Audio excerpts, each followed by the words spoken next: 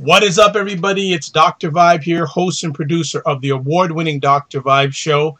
Like I do all the time, I say you're blessed, highly favored, a magnet for miracles, and a solution for someone's problem. Know that I'm a certified empowerment coach, president and CEO of Express Your Vibe Coaching Communications, and have not been live YouTube-wise for a while. Believe it or not, everybody, I actually took a vacation.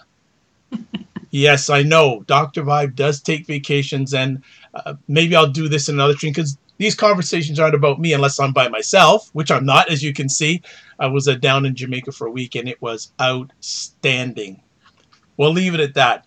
Let's get back to work. Well, not work. Let's back to having epic conversations because I'm the host of Epic Conversations, and the Dr. Vibe show is a place for epic conversations. Do note, certified empowerment coach, president and CEO of Express Your Vibe Coaching and Communications. Check this out, folks. We have someone brand new, a newbie that's on the Dr. Vibe show. And she reached out to me. So I don't even remember how this happened. It just it happened. But we are very blessed and highly favored to have Pamela Price, who is, okay, get ready for a few moments, bio time. She's a woman, she's a lady. I don't like saying you, she's a lady on a mission. As a young girl growing up in Texas, she saw firsthand the impact of social determinants of health and was determined to not only do better for herself, but to help others along the way. In 2012, she started Priceless Vessels of Promise, a nonprofit organization aimed at developing and sustaining programs that educate, empower, and support young girls and women. As executive director, Ms. Price provides comprehensive community-based programs to local areas in the Richmond, Virginia metro area. She has worked in the public health profession for nearly 20 years. Man, you look great for 20 years in the health profession, having gained vast experiences in public health, healthcare, and community health.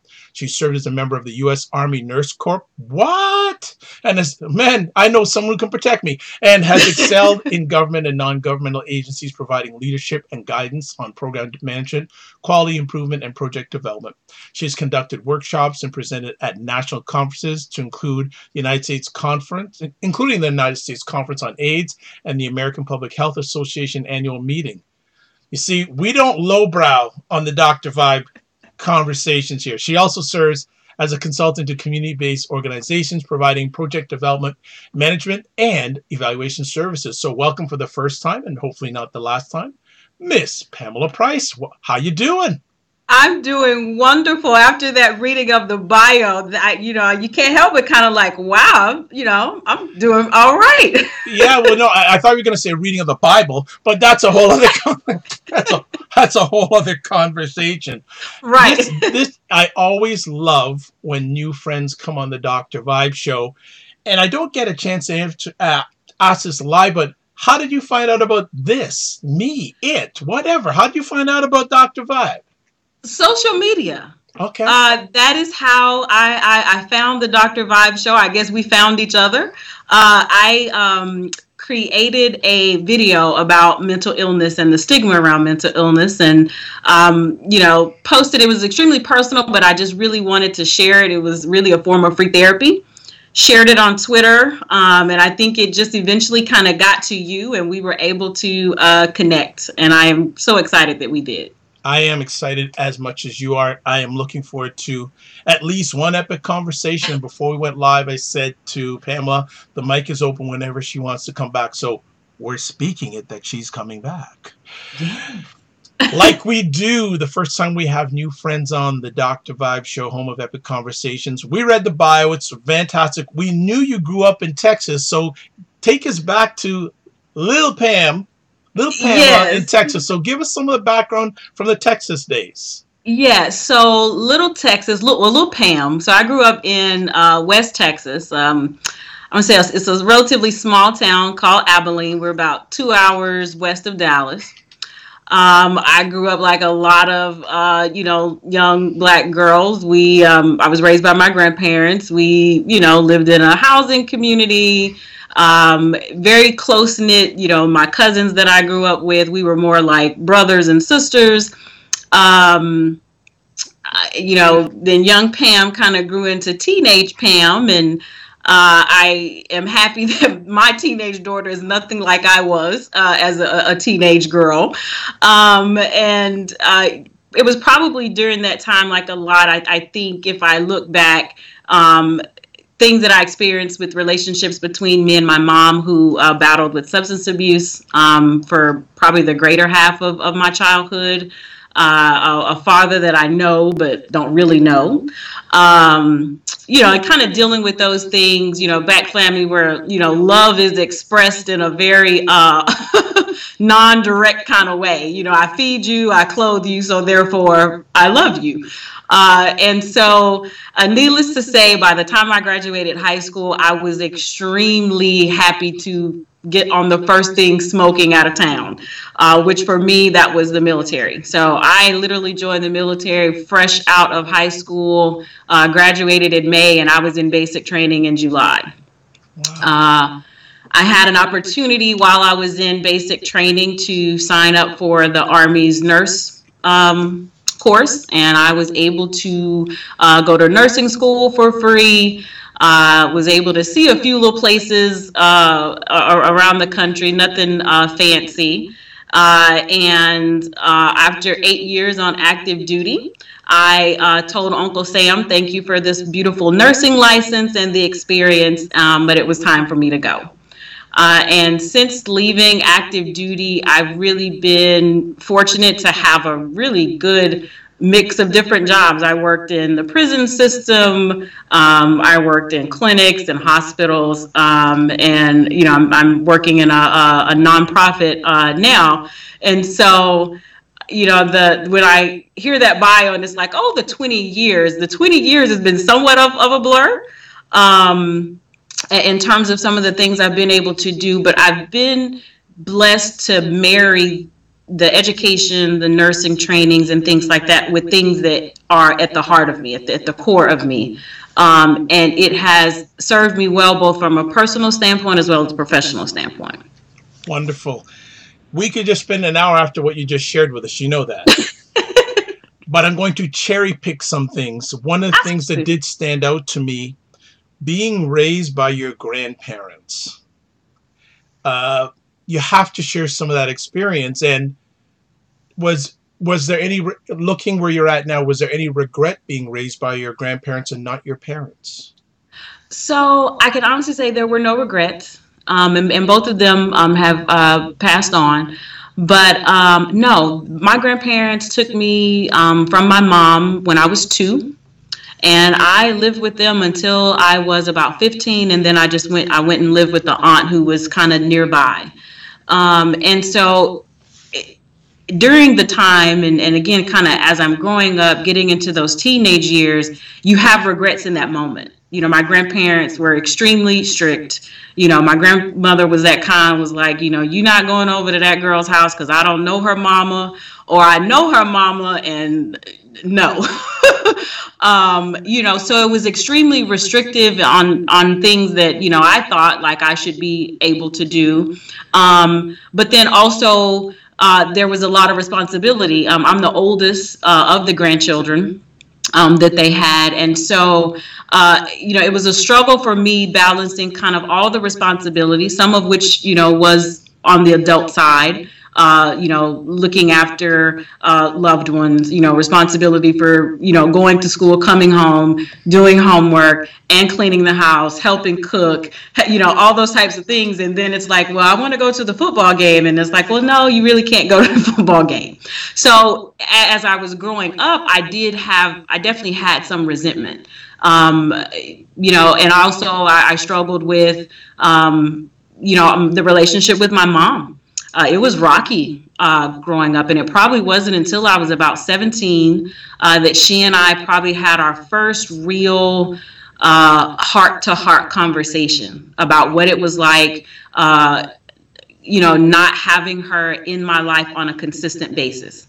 And so as I got older, though, I was able to look back and say, you know what?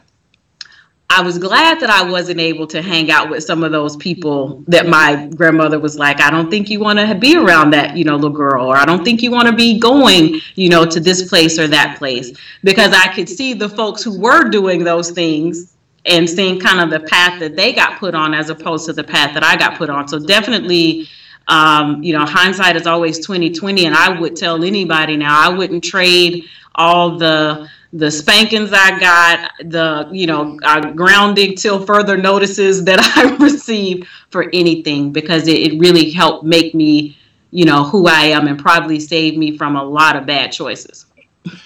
Excellent. Just going to give a shout out here. You said Monica Wood PR retweeted this conversation, so thank you, Monica. I got to give a shout out because yes, hey Monica. Yes, good stuff. Your parents passed away, and my condolences on that. Mm-hmm. What is the relationship like today with your mother?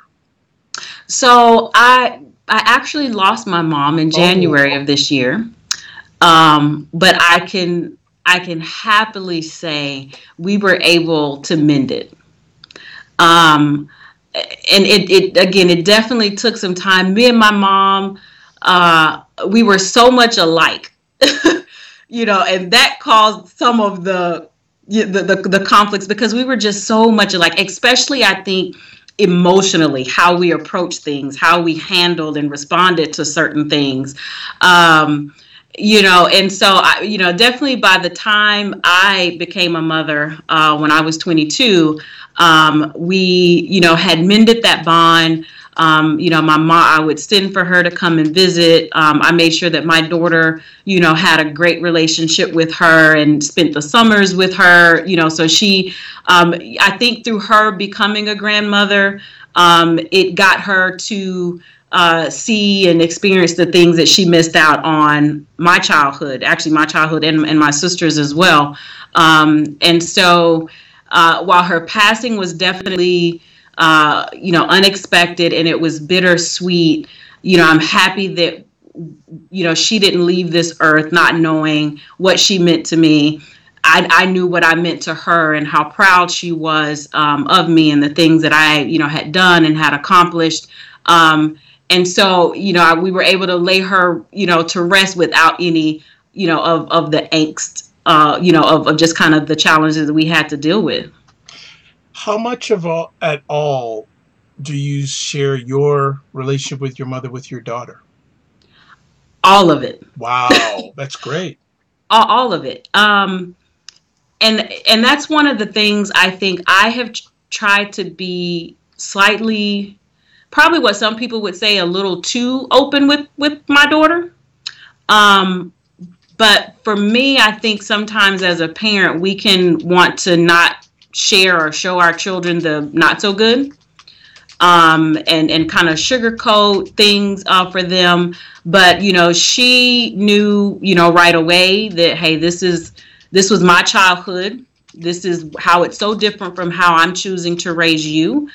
This is your grandmother, and your grandmother has struggled with these things, but she loves you. She loves me. Because there were times that even when my daughter was young, my mom was still kind of, fighting her battles with addiction.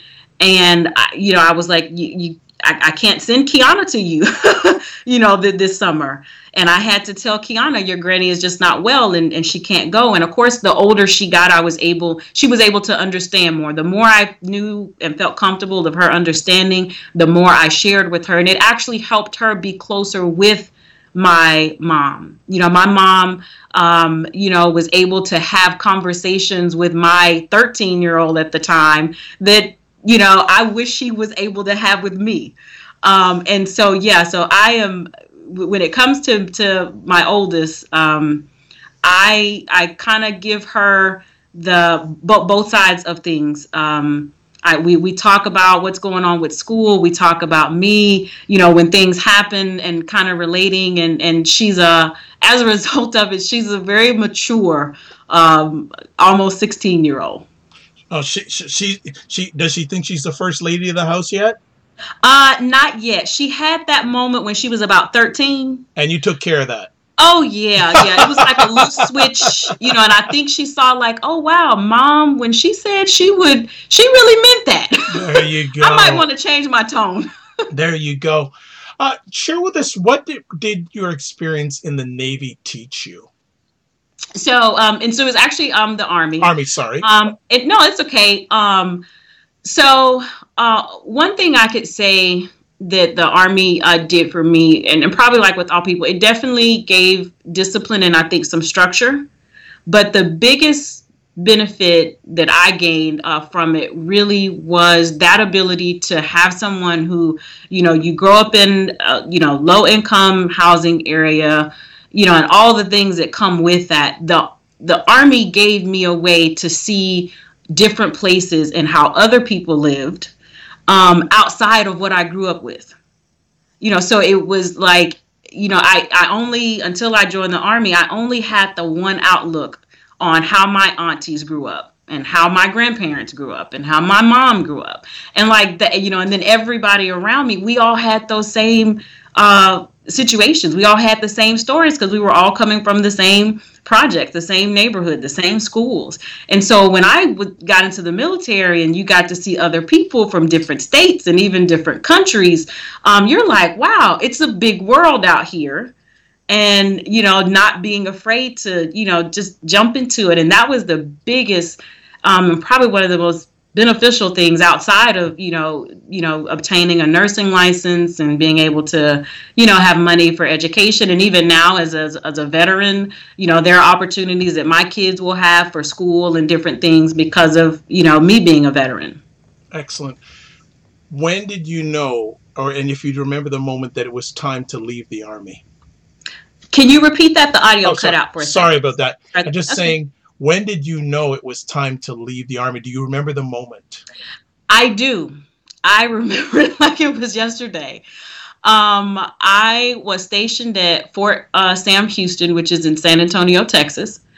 Um, we were the unit or the company that I was assigned to. I was up on or coming down on orders to deploy. I was going to deploy to Germany for about 6 months, and then I would go from Germany to Iraq. And at the time, my daughter was 2. And I talked to a fellow soldier. She and I worked together. She had no kids, and she was like, "Hey, we did the same job." She was like, "Hey, I'm willing to go." So we scheduled an appointment to talk with my commander. Um, that we just basically wanted. She was going to take my place. I was going to stay, which has been done, and that's something that wasn't uncommon. And that commander proceeded to tell me that my child was not issued to me when I joined the military, and that he would not honor that request. And so I immediately thanked him. I did an about face. And when I walked out of that office, I was like, well, I guess now I'm going to be dropping paperwork to leave the military. And because they put you through so much, I had enough physical, bones and joints and things going on. I was like, not only am I going to leave, but y'all are going to pay me severance when I go. And they did. Wow. Wow. And how has life been post Navy? It's actually been great. I knew once I had made that decision, and then actually, you go through that process of getting out and all that comes with that. I made a promise to myself that I would never work somewhere or with someone or for someone if I didn't want to. After spending 8 years on active duty, where you basically just got to do what you're told, go where you're told, when you're, it's like, they say jump and you just say how high. I just promised myself that I would not have sacrificed all, those 8 years and then to turn around and do that again for a paycheck. And so it's been, really great for me. I mean, I definitely have had, you've had a few supervisors here or there and a few people that, you're kind of like, but really, all in all, I look back, I don't regret the decision to get out. And life has been, well. Excellent. Well, we found out a little bit about you, which is very important. Let's get down to some more fun stuff. Yes. Uh, you wanted to talk about the increasing impacts of stress and anxiety on Black women. Why did you want to speak about this evening? I think for me, um, we, well, let me speak for myself personally. So during the time of me getting out of the military, one of the things that you have to do is to actually sit down and see the psychologist. So, here I am, 24, I think, at the time. I go in to see this psychologist, and I'm thinking, this is just, I'm going to check this block. I'm here because they said I have to be here. And he's going through the, regular kind of psychological questions. And so he asked me, well, tell me about your childhood. And I was, very frank, very blunt. I was like, in totality, it was not well. It was quite sucky. And, he kind of kept digging, and he was like, well, why haven't you ever sought, therapy or counseling? And I just told him flat out, I was like, because I don't have time to go lay on someone's couch and complain about how bad my childhood was. And he proceeded to let me know, he was like, while he understood it, he highly encouraged that once I left the Army, that I went to see someone, and he, gave me a long list of clinics and places that I would be able to go to.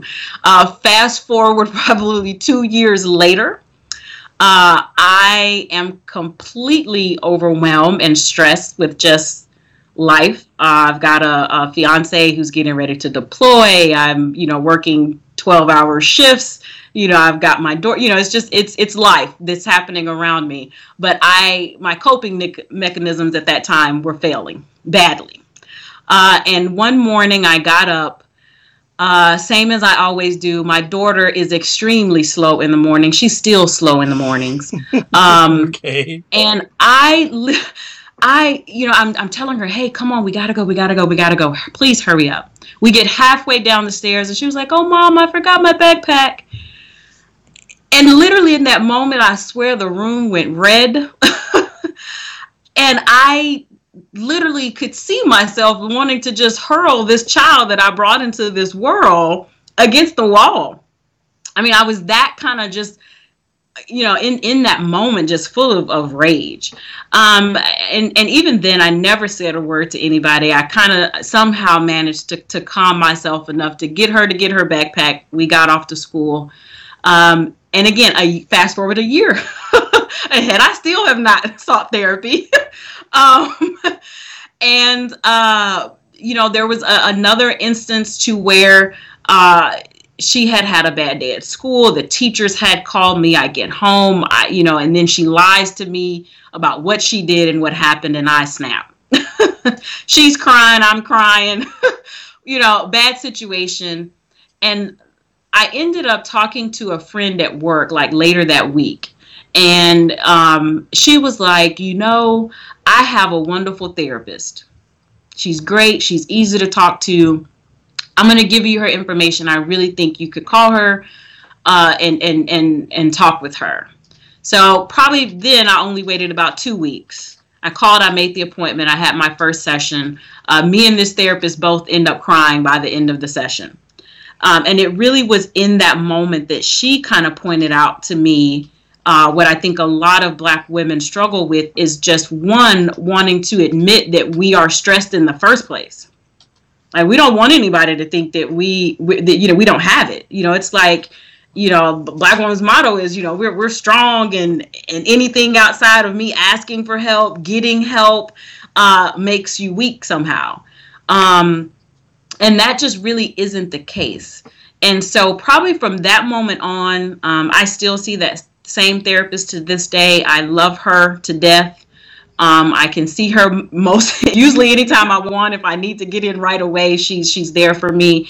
But it was probably from that point on that I wanted to make it an effort to kind of do like the colleague that I work with and talk about what I was dealing with. Mm. And in that talking with people, I found that the more I opened up about everything that I was dealing with, I ultimately got diagnosed of having a major depressive disorder.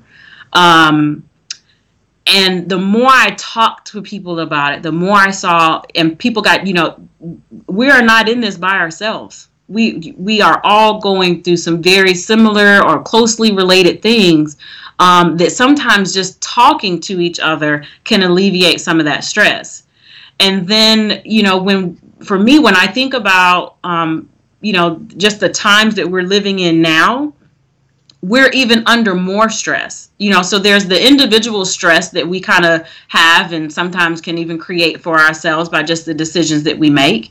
But then there's also just these social and environmental stresses that some of them we can correct and fix, and other ones are just well outside of our control. And we have to find a better way to confront those things, to live with those things, and address them. When you think about women and heart disease, stress related. If you think about, high blood pressure, stress related. Poor childbirth outcomes, stress related.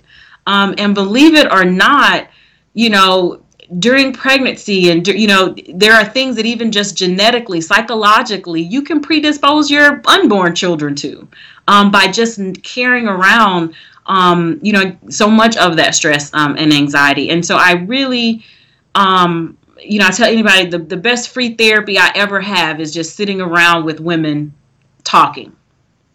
Okay. Talking and trying to come up with real life solutions that's going to work for you and everything you have going on in your life.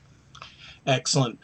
I was going to ask you what are some of the areas where many Black women experience stress, but what I'm going to do is I have a great article here that was written back on April 25th from the New York Times, and the title of the opinion piece is called "The Strong and Stressed Black Woman." And it's written by Inger E. Burnett Ziegler. Dr. Burnett Ziegler is a clinical psychologist.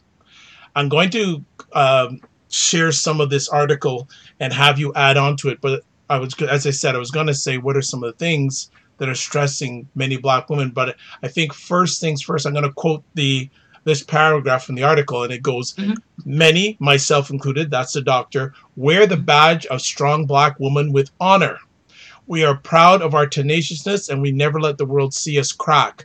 But we are suffering silently with the mental and physical health consequences of carrying the burden of family, work, and community responsibilities, compounded by personal experiences of trauma and loss, all in an environment of pervasive racial and gender discrimination."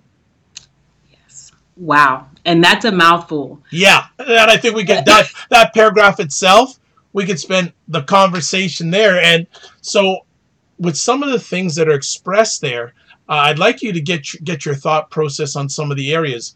The burden of family and the Black woman. And unfortunately, many families are headed up by single Black women. Absolutely. And that is a potential stress and anxiety piece right there. So what would you like to share in regards to that area? So, and yeah, I think one of the biggest challenges, because before I met my husband, yes, I was a single mom, raising my daughter as best I could, away from, the major support systems of family. And so if it's one thing if I could go back, and I would probably encourage my younger self then to try and do, is that, believe it or not, there are actual resources out there.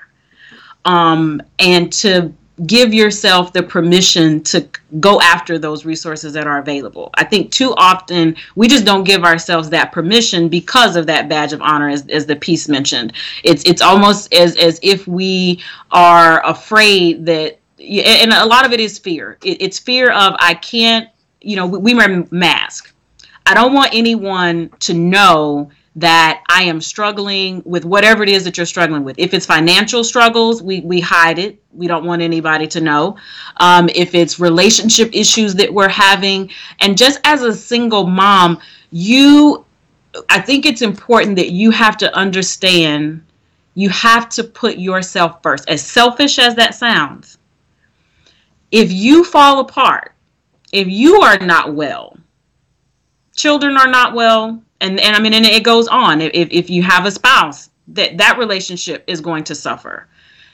Work relationships are going to suffer if you here and heart, spiritually, however, whichever you want to look at it, if that is not well, everything, it just has a domino effect, and everything begins to suffer. I agree. One of the things I share with people is if your life's a mess, it means your mind's a mess. Yes. Yes. Some of us have messy minds. Yes. That we need to clean up. Absolutely. No doubt about that.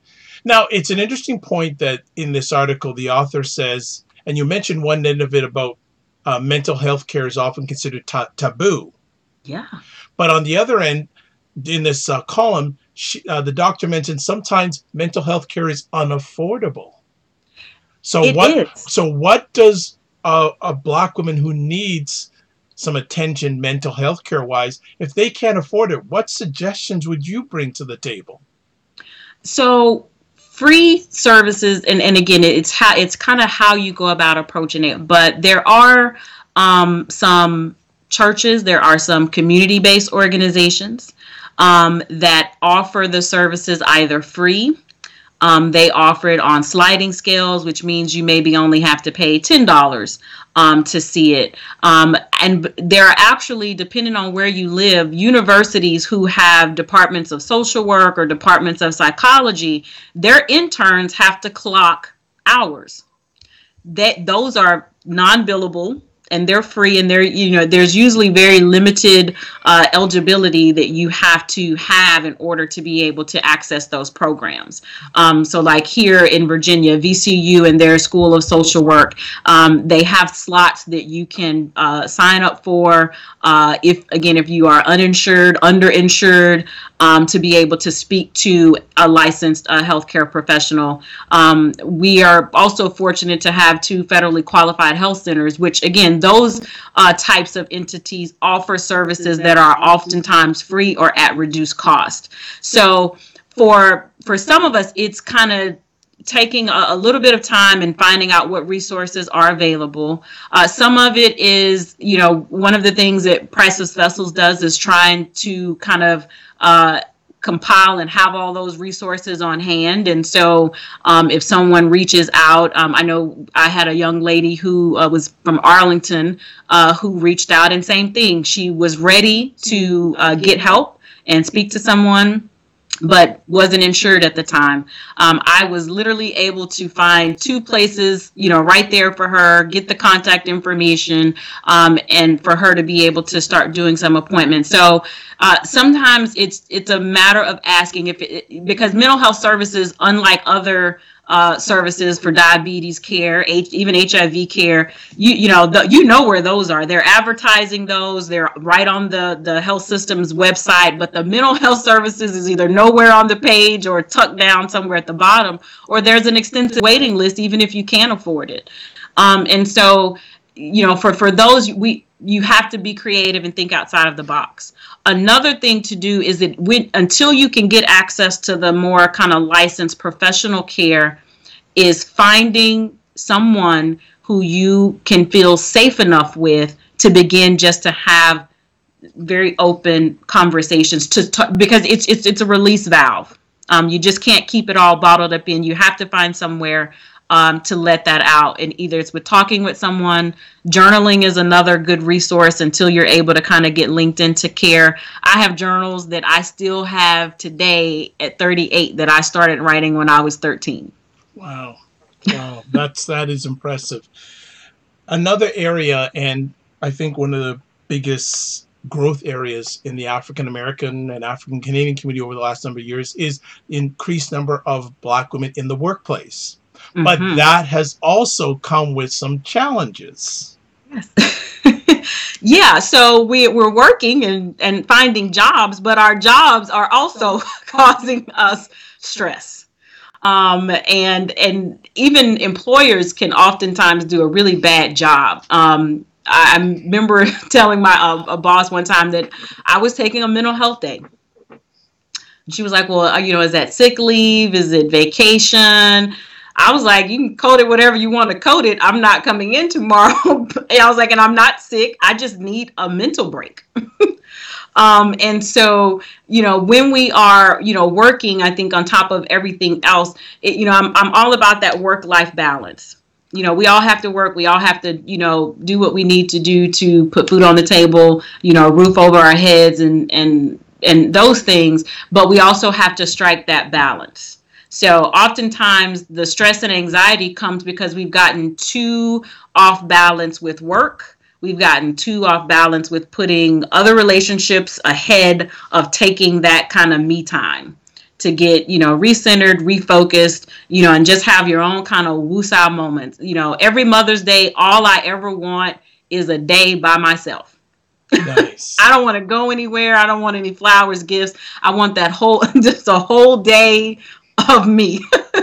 Well, it's interesting. When I was on vacation, I was staying at a resort and meet people from all around the world. And we met this couple from Ireland.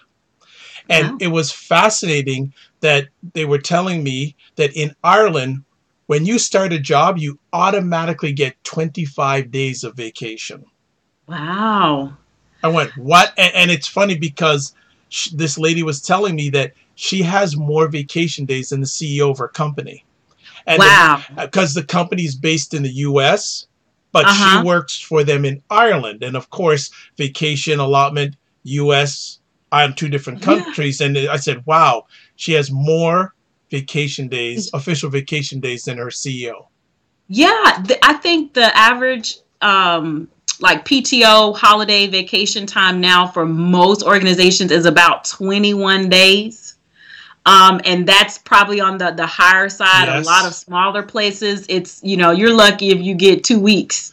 Well, not only that, so many people working on contract these days. Yeah. Contract, if you're self-employed, and especially if you're a self-employed person and you're trying to run your own business, there is no vacation. It's always work, work, work. And then too, in some of the workplace dynamics, one of the big things that everybody is on now is the diversity and inclusion, but nobody is really getting that right. And again, that's causing more stress if, as a Black woman, I have to come to work and either justify my Blackness. It's just, it's just like, that's not really what you come to work for. And then you have to, sit through these meetings and it's not really getting at the point. So even how, workplaces are structured, and again, that those are those social stressors that we have, with work. It's the coworkers that, aren't carrying their load if you're, working on a team for something. And then management right now is just not doing a good enough job, I think, of helping minimize those stigmas. So, again, people don't want to, take mental health days, or people don't want to, have some, even when they have services available, no one wants to go to the supervisor and request those services, because some employers have what they call their employee assistance programs that will give you maybe 4 free sessions to Yep. go and talk to someone. Yep. But no one utilizes them. Well, I think it's interesting too. I'm just sorry to interrupt. A lot of times companies offer that, and people just totally ignore it. And it's to me, you've wasted money. Yeah. You've wasted something that's given to you, and you don't think it that. And I know that in a number of organizations, they allow you to extend it to family members too.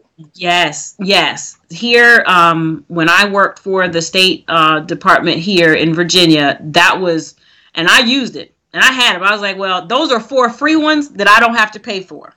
And it does. It extended to my husband. It extended to my daughter if she needed it. But it took me such a long time. It took me till I was 30. So we're going to talk about maybe the last 8 years when I'm like, I got it. I get it. It took me so long to be comfortable, first just in my own skin, and then comfortable with really just saying, hey, I'm progress. I'm a progress. I'm a project right now. And getting to that point. And so I think having conversations like this and working with, other people, it hopefully will help move that needle so that people can kind of get to that point where saying, hey, it's here, the service is available, and I'm going to go get it. If you don't like it, if you go home and tell your spouse I got a bunch of crazy people working with me or for me, so be it. Well, and this is an FYI. Most specifically, we're talking about Black women tonight. So, Black women, if you're working for a company and before you sign that contract, read the fine line and see what does this company offer in regards to employee assistance programs. Because in a lot of cases, that would be a make or break for me. Yeah, I think that's the same as with when we're looking for a job or we're interviewing or we get offered how much we're getting paid. Is there medical? Is there dental? Even within the medical plans, do you ask that is mental health services included in the medical coverage that you're offering? Because sometimes some plans have it, some plans don't, and some plans have it and it's still not free or cheap. And not only that, to me, that's part of your paycheck. Yes. It's not there in dollar and cents, but if you use it, it's paid for. So that's part of the contract. Yes. And if you're less money out your pocket. Yeah. And if you're self-employed, make sure you build in time to take a break. As one of my mentors says, that staying still is part of the journey. Yeah, absolutely. And being okay, I think, with being by yourself. Yeah. Some of us struggle so much with not just sitting still, but we don't want to be alone. As I need someone around, or I need to go and do this. And, it's in those still moments, it's in those quiet moments, you really find out a lot about, yourself. Well, not only that, and a lot of people need, and actually I was facilitated a talk on the weekend for singles. And one of the points I made to them was that even though you're single, that does not mean you're whole. Yes. But that's a whole other conversation. So I want to veer too much. Do want to shout out to one of the great friends of the Dr. Vibe show, Divine Wright, who was on with Tara Lassard about 2-3 weeks ago talking about ovarian cancer. And this is actually Ovarian Cancer Month. And both of them were on. The replay will be up before the end of this week. We're broadcasting live on September 11th. But by the end of this week, the replay will be up, and Divine Wright will be coming back, talking about some of the challenges she had in regards to taking care of her mother before her mother passed away with ovarian cancer. Wow, yeah. So I'm going to share some of her comments because she's on fire tonight, as always. She goes, yes, without balance, we can lose ourselves and take a physical hit. Too many, I think she's probably saying too many Black women get sick from lack of balance. Next comment she makes is there are parts of the world that only need to work 26 and a half hours a week. And so they are the healthiest as well. Somewhere you can go home and eat your lunch with your family. Our country ranks very low. That's the United States. Next up, she says, also see what they offer in regards to workplace initiatives too.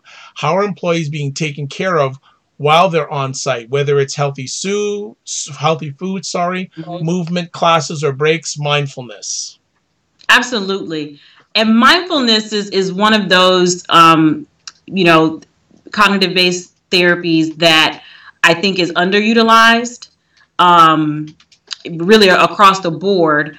But, I think where we can find more opportunities to take things like mindfulness and put it in the communities, put it where people actually are, where people work, play, and live, as opposed to having to make an appointment, having to drive to another place, take off time from work and things like that. I think we, the public health community, the medical professionals, the mental health professionals, I think they've got to do a better job of taking, really, they've got the research that shows that these techniques work. But it's like, you've got this great, tool, and nobody's being able to access it. Nobody's being able to actually benefit from it, or at best, definitely not the people who actually really need it. Absolutely. The another area, and it's interesting, a lot of Black women are on the front lines when it comes to community work and social justice. And I know you've had experience in the area of community work. How can that affect Black women and stress and anxiety? So I think as women by design, we are nurturers. That's just how God made us, and that's a beautiful thing. Um, with that, though, especially those of us who do work in the community, we have to be careful not to take everything on for those that we are actually trying to help and support. And that can be a big challenge. When I'm talking with, a group of young girls, that I look at all of them and I see my daughter, I can't bring them all home with me, though. And I also can't bring their issues home, and or their parents' luggage and things home. And I think we have to be careful when we are in that community context and that's why it's important that we have to make sure that we are investing back into ourselves mentally, so that we are better equipped to do it. I like to call it as kind of getting that emotional refill. If you're working and doing community based type work, you are pouring physical, mental, and emotional energy into other people, and hopefully helping them to live better quality lives. You have to make sure that you have some type of support or mechanism that is emotionally refilling you. Because if not, what happens is you end up kind of giving, and before you know it, you are now on, I call it, your emotional tank is on E. And then now you begin to, suffer, your stress levels begin to increase, your anxiety begins to go up. And then again, the physiological, and that's one thing that people think, especially Black women, we underestimate the physiological impact of stress. Just what naturally happens in our bodies when we are confronted with stress. Our heart rate automatically begins to get elevated. Your blood pressure is going to increase. Your fight or flight response is automatically kicked in. And too often we are in a constant state of flight or fight. And as a Black woman, we're probably not going to flee. We want to fight. And so you can only maintain that for so long before you start to actually experience physical, symptoms. So you go to the doctor and, now you're on blood pressure medication, or you're wondering how you ended up, having a heart attack with no symptoms when you actually probably did have symptoms.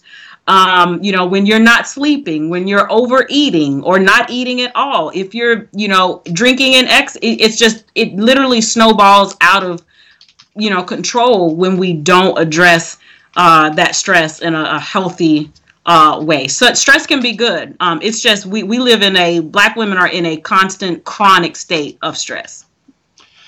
I love the quote you said, many Black women are in the state of flight or fight. Yes. That's a tweetable. That's going out via Twitter on my Twitter timeline. I think that'll get one or two people's attention. You think? Yeah, I mean, and we're like this. We're ready to go. No doubts.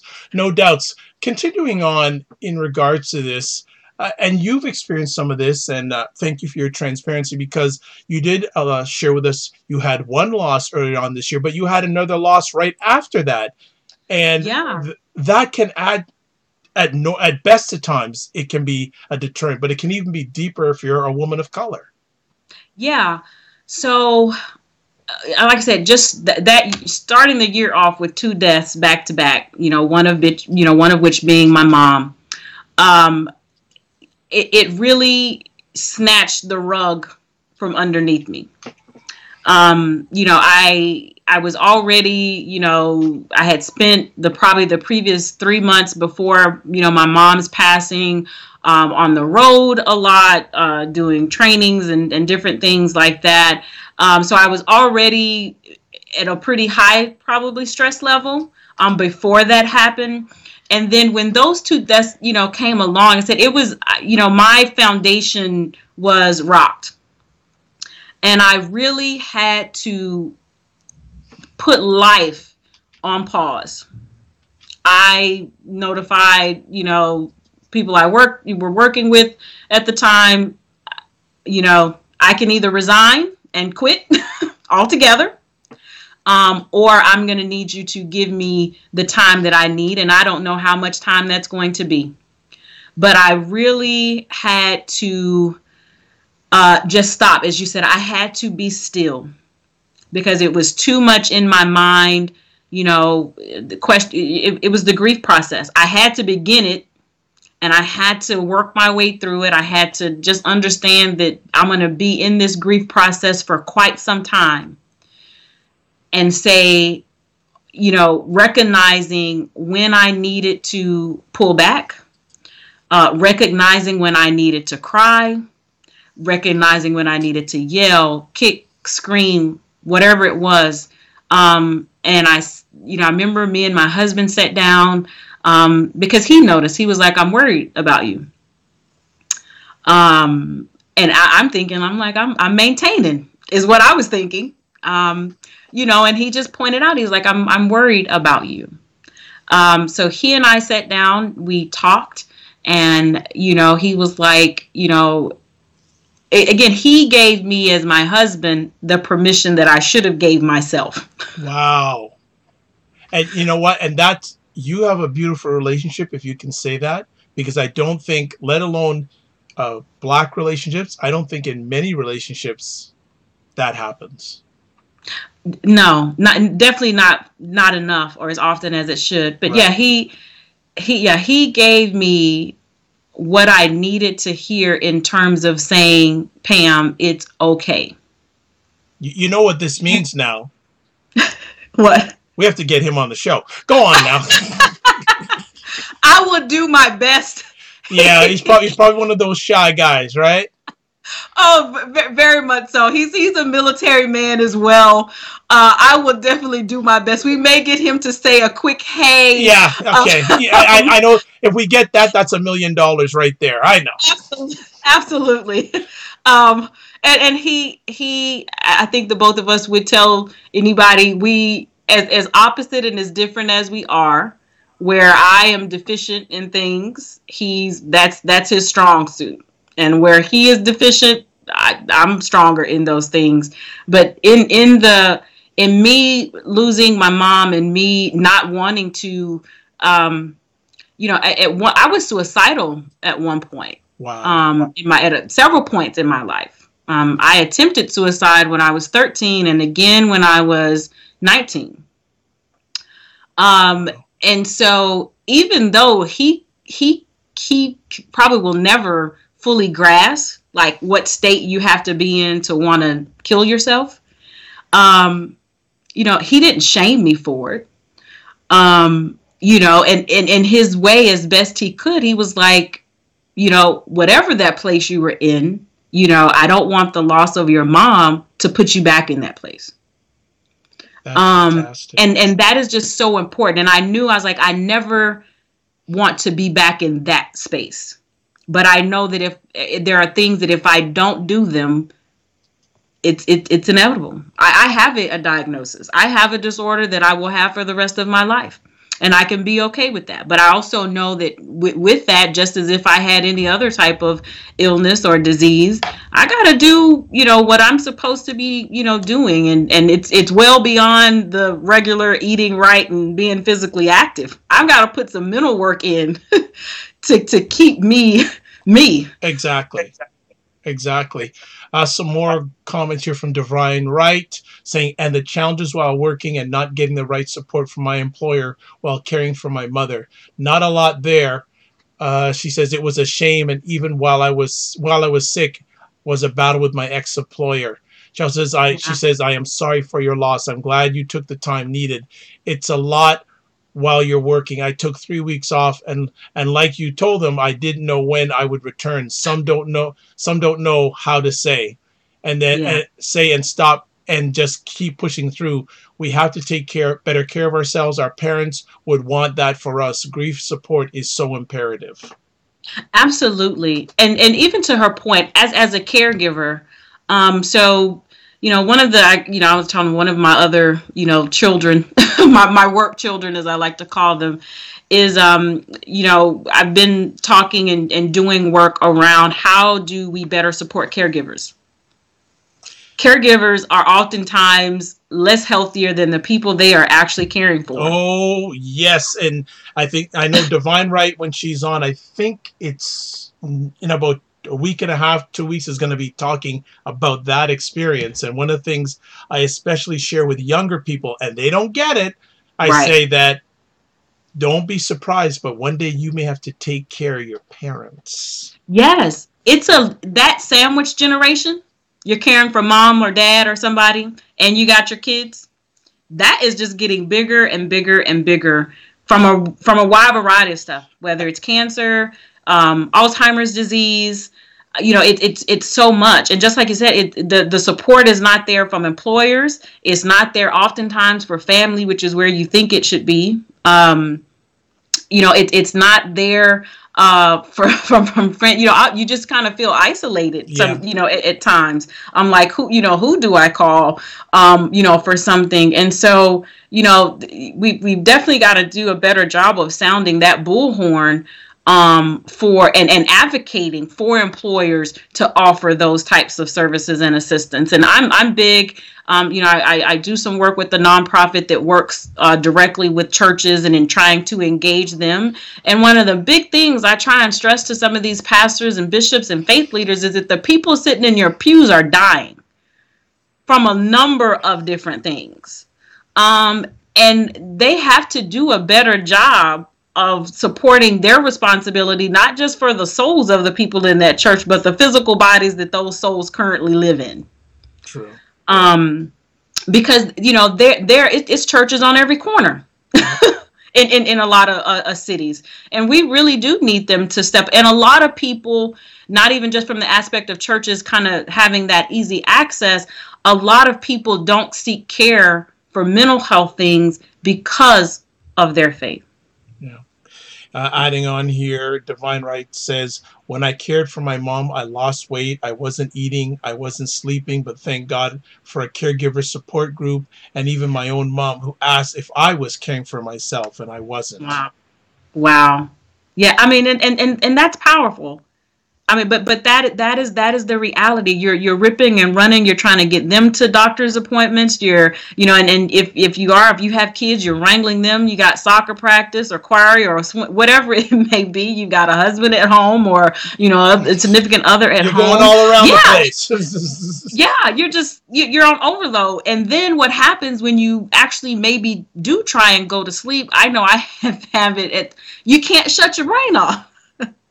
You go down, you go to bed at night, but this just, I call it kind of my internal mental marquee, and it just keeps scrolling, sometimes all night from this thing to that thing, this next, what I got to do tomorrow. Mm-hmm. Oh, I need to do this. Mm-hmm. And in the process, just like you're saying, you're not eating, you're not taking care of yourself. And before you know it, you end up in the hospital in a bed next to the person you're taking care of. That's scary.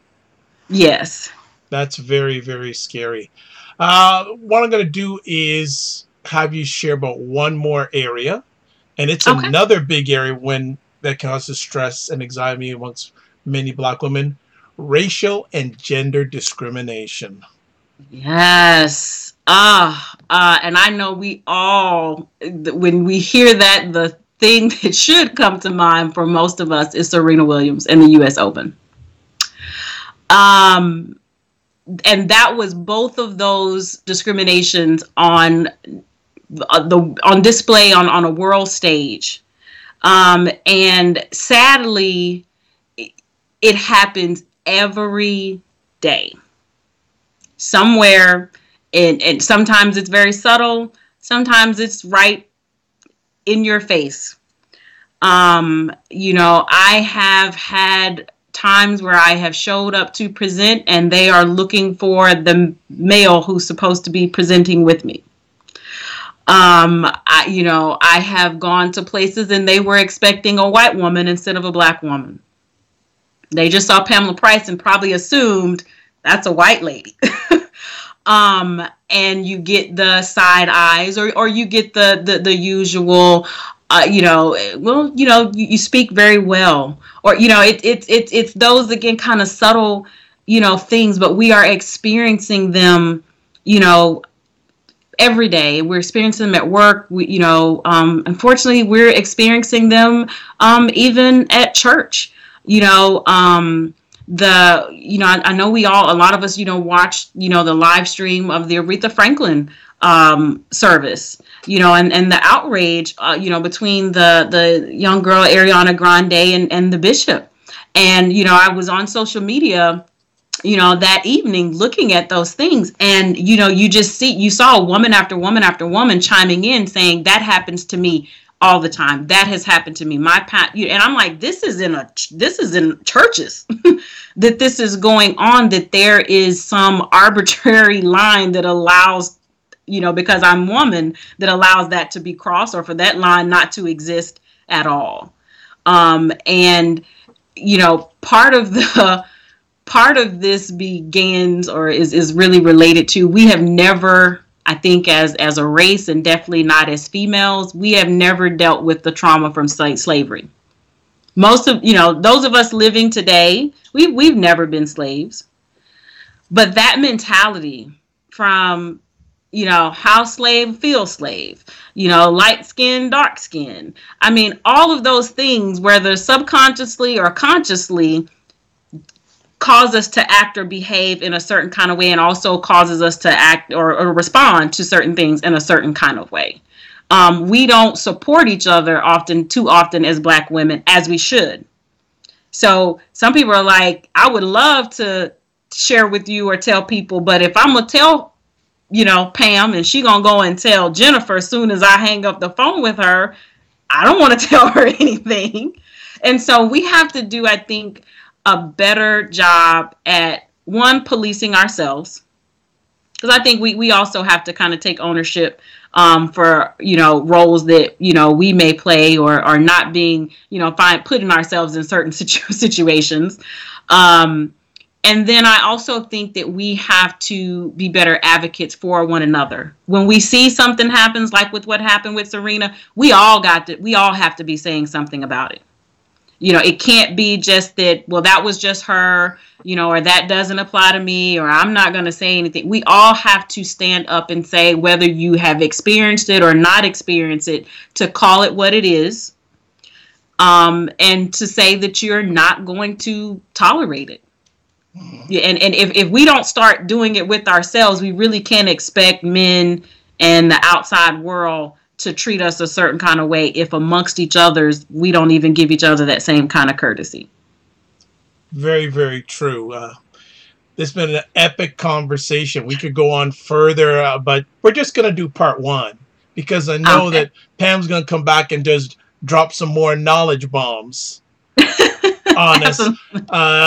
We've been talking about stress and anxiety and the Black woman, and we have been referring to an article called, the title of the article is The Strong and Stressed Black Woman, written by Dr. Inger E. Burnett Ziegler. It's from the New York Times website. I will be posting this article on my own website, and also we're going to, if she has some time, we're going to have her come on the show, and if Pamela has time, we'll get both of them on the show together. Great.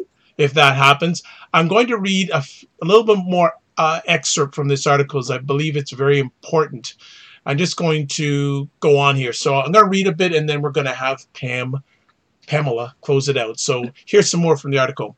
Black women are more likely than white women to have experienced post-traumatic stress disorder resulting from childhood maltreatment and sexual and physical violence.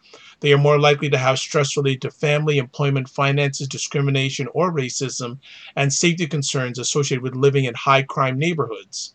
Black women are more likely to be depressed, and when they are, their symptoms are more severe, last longer, and are more likely to interfere with their ability to function at work, school, and home. Black women are more likely to have feelings of sadness, hopelessness, and worthlessness. And yet, 50% of Black adults with mental health needs in America receive treatment.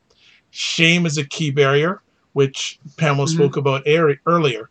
Black women also prefer Black mental health care provider, and there are too few Black social workers, psychologists, and psychiatrists.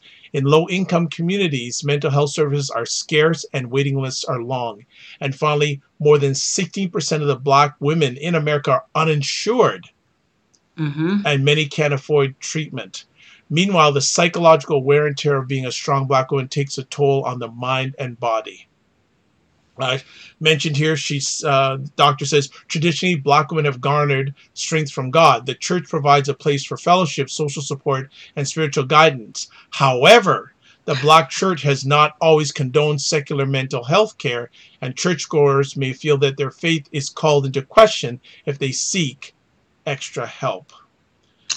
In lieu of therapy, some people cope with their distress through eating unhealthy foods and overeating, smoking, drinking alcohol, and spending excessive time in bed or watching television. While these behaviors may provide temporary relief, stress and depression can emerge in the form of irritability, anger, physical pain, and chronic illness. I could read more, but I just thought that this would be a little good. And her last comment here, her last paragraph says, oh, well, actually, she provides two organization groups that you can reach out to, Black women in America. One is Black Girl in OM and Girl Trek, are raising awareness about the importance of self-care and providing outlets for living a healthy lifestyle. And then the last paragraph, she says, we must let go of the singular narrative of what it means to be a strong Black woman. Black women have harnessed their strength out of the necessity to support themselves and their families when no one else would, and that should be applauded. But there is also strength in vulnerability, comfort in seeking that you're not alone, and power in knowing when to ask for help. Dr. Burnett Ziegler, you are on Twitter. I got you on Twitter. I'm going to be reaching out to you to come on because this is an outstanding article. And it's not just for Black women, it's also for Black men, and even more for Black men on this.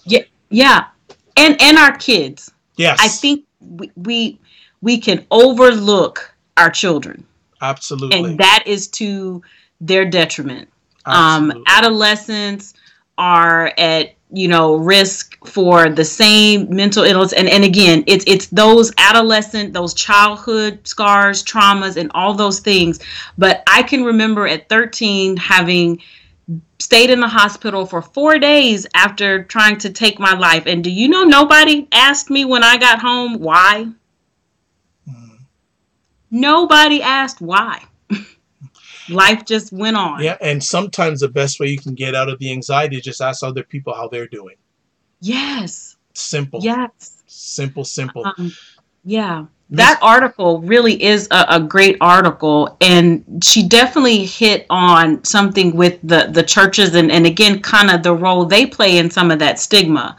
I had a thread on Facebook where, it was just open, where people could feel free to share and talk about their issues, successes, challenges, or just give words of encouragement. And I had a gentleman who posted an essay almost. Wow. On that depression was a demonic spirit, and basically, if you got it, you're just not living right, and you need to get right with God, and that is the wrath of God on. I mean, he went in. He went in on this essay, and I had to hide his post. I didn't delete it, but I did hide it because I was like, I don't want anybody who's looking at this and all you see is, I'm praying for you, I support you, thank you for sharing. You had women just sharing. I've been through this. I've had this. I've gone through that. Hey, I was able to do this, and this is what has helped me. I was like, I do not want this group to see his post and become discouraged, because I was like, I know if I'm feeling the way I'm feeling, I can only imagine what someone who is thinking about going to therapy, and then they see this and say, well, never mind. Yeah, exactly. That'll just turn them right off. Yeah. Absolutely. Well, Pamela, thank you for taking time out of your positive, productive schedule to share with us this evening. I am glad. Thank you for having me. Now, if people want to get in touch with you, how can they do that? So there's two best ways. One is by email.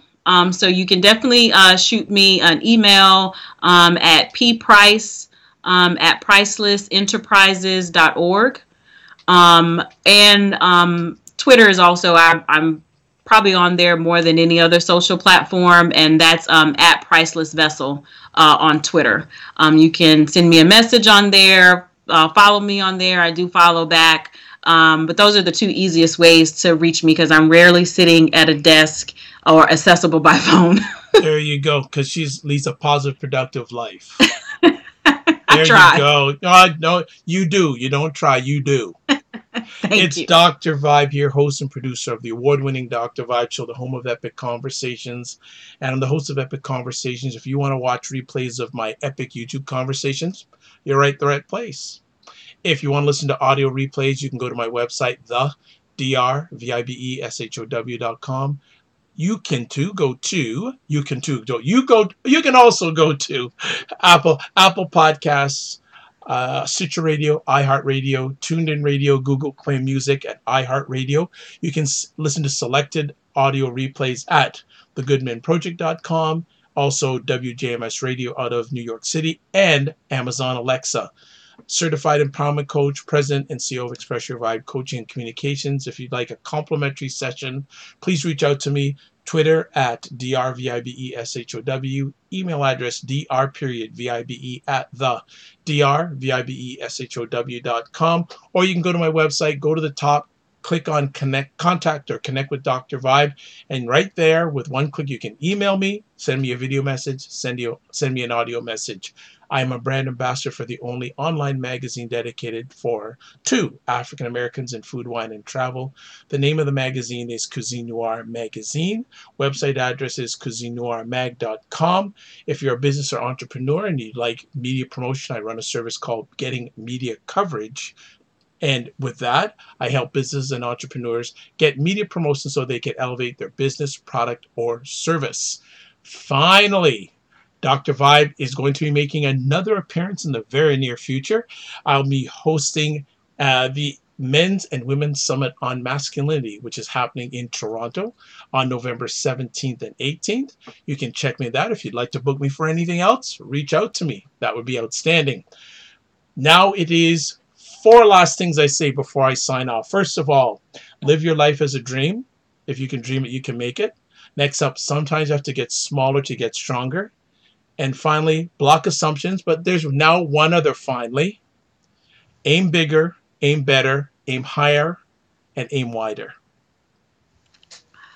With that, I'd like to say, God bless, peace be well, keep the faith. Thank you so much for Divine Right, for helping. Oh, she just said, she's got a few last things she's saying, said, here she was sick with cancer and saw that I was fading. I didn't even know it.